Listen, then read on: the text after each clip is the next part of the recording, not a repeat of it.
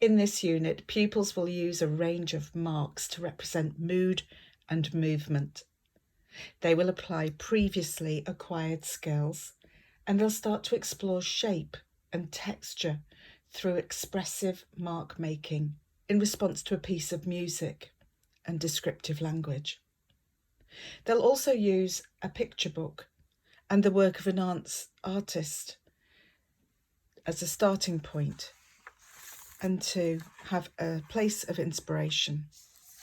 We're going to be looking at the artwork of Beth Cromes. She's an illustrator. This is one of her books. In particular, we're going to be focusing on an engraving that she's made titled Waves.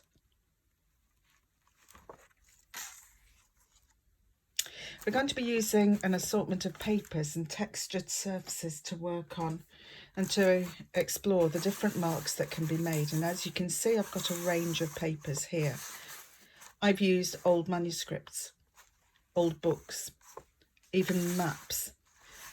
All these can become fantastic pieces of paper that are easily accessible and that you can explore mark making on. Cardboard is fantastic, and look at the textures here already on corrugated cardboard. When tearing a piece of paper, and I like tearing it because it gives it a really interesting additional surface to explore and work on. There are grains in paper, and so tearing the paper in one direction can be done almost in a straight line. However, if we try and tear the other way, it will go against the grain and it's much harder to tear. Let's try that again on a plain piece of paper. So tearing it one way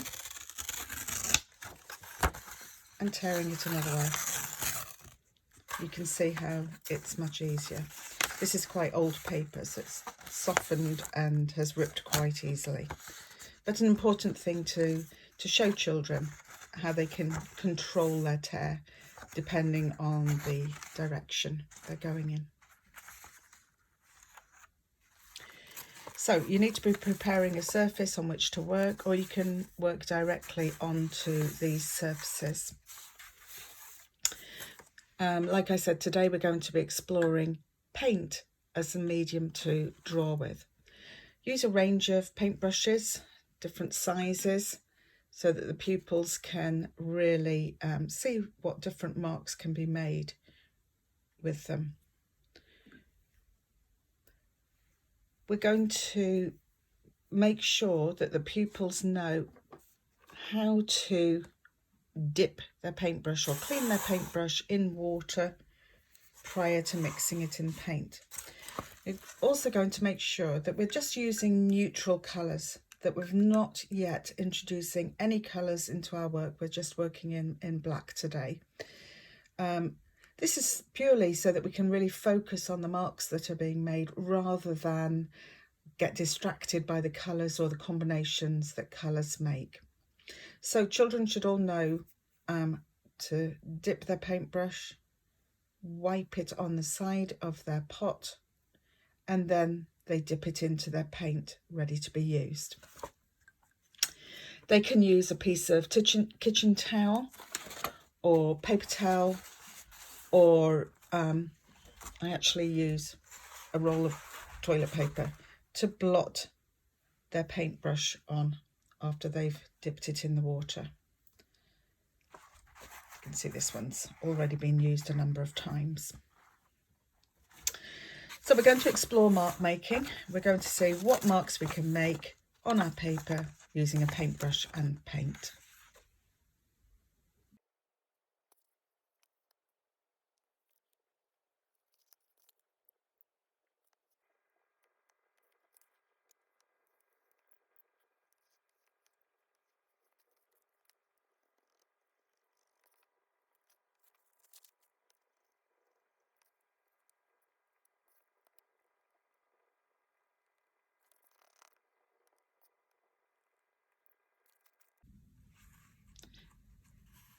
Give the pupils the opportunity to respond to what they're doing using the explicit vocabulary that they'll have been taught. Things like stippling, so using a thicker brush and making it a little bit wet. Stippling is going to be where the bristles go directly onto the surface. So the paintbrush is held in an almost vertical position rather than stroking the work or stroking the paintbrush. They are tapping the bristles against the surface.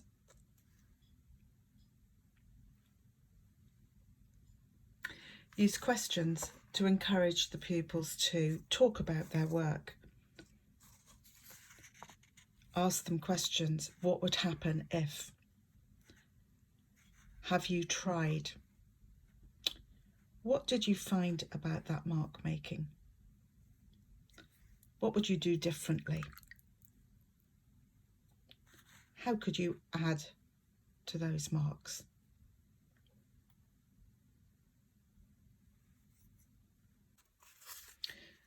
Use PVA glue to attach the drawing pieces to a surface. Apply pressure with the paintbrush to make sure that the edges are firmly stuck down.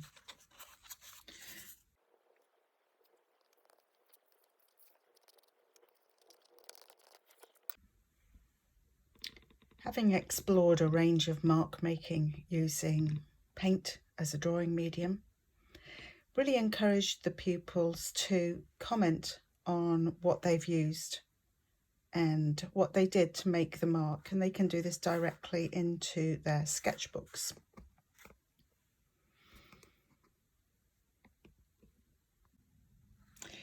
In the next lesson, the pupils are going to be listening to music, and they're going to be responding to the rhythm and the dynamics and the speed changes that take place in a piece of music. And we're going to use that for their drawing to help them to create a response where they're moving to and with the music.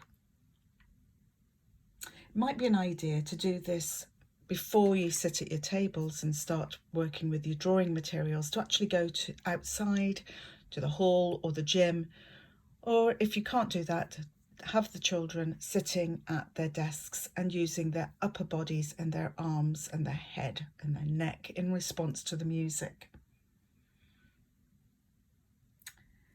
Explore ideas by using the music as a stimulus. Think about the motion that they're moving to and how it might speed up according to the music, or it might be intermittent or jerky, or it might be very staccato. And then when they start drawing and painting, encourage them to think as the paintbrush, the drawing tool, as being an extension of their arm. So that movement that they're feeling in their bodies is carried through down their arm, through their hand, through their fingers, and through the drawing material onto the surface that they're working on. For this lesson, ask the children to divide their paper by folding it into about 8 parts or 6 parts, depending on the pieces of music you're going to play, the number of pieces of music you're going to play. It would be great to have a variety of music, have a little playlist that you could use so that it elicits different movements from the pupils. At this point in a lesson, introduce or reintroduce other drawing materials. So you've got your pencils, chalks, pastels, crayons. Again, just keeping them to neutral colours of black, white, or possibly brown. As you play the music, have the children respond to it, a different movement, a different drawing mark in each of the portions of the paper.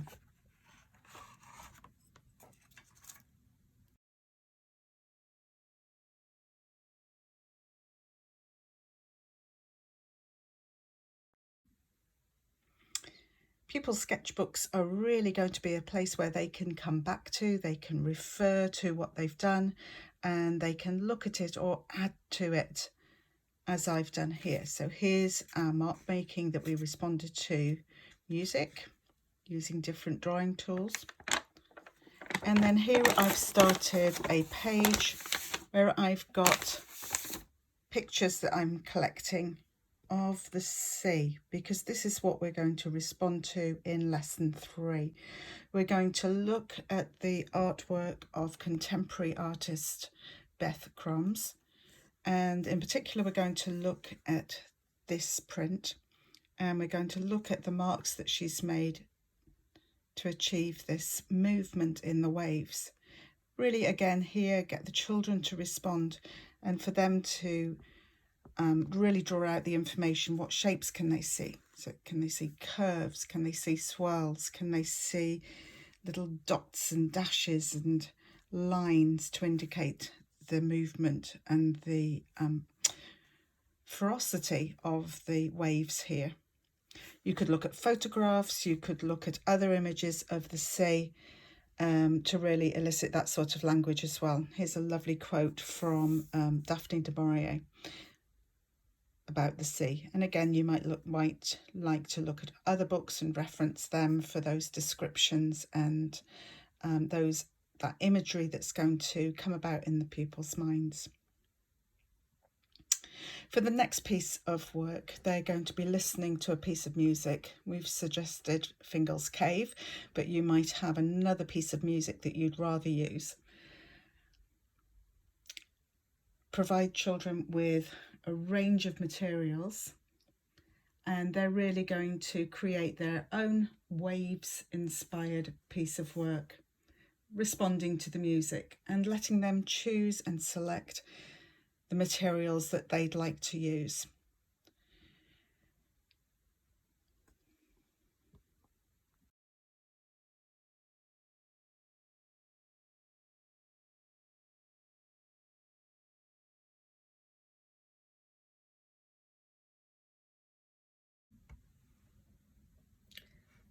So here we've got a finished piece of work in response to our music. Be really good here to, as you're talking to the children, to really get them to respond using the technical vocabulary that they've been introduced to during this unit. So really talk about the contrast in the colours that they can see, or rather the shades of black and white that they can see. Talk about the medium and the media that they've used. Remember those different mark making skills that they've been introduced to. So stippling, have they used stippling and where has it been used?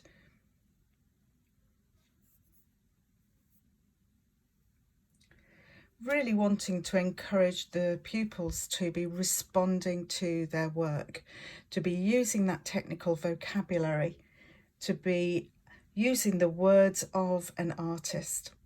So their response, it becomes really clear and articulate as they use the voice of an artist and they respond with their artistic reactions. Also, talk about those movements that they've made where they've used brushwork. Talk about the stroke. Talk about the lines that they've used, where they've been purposefully made to create areas of texture or shade and light.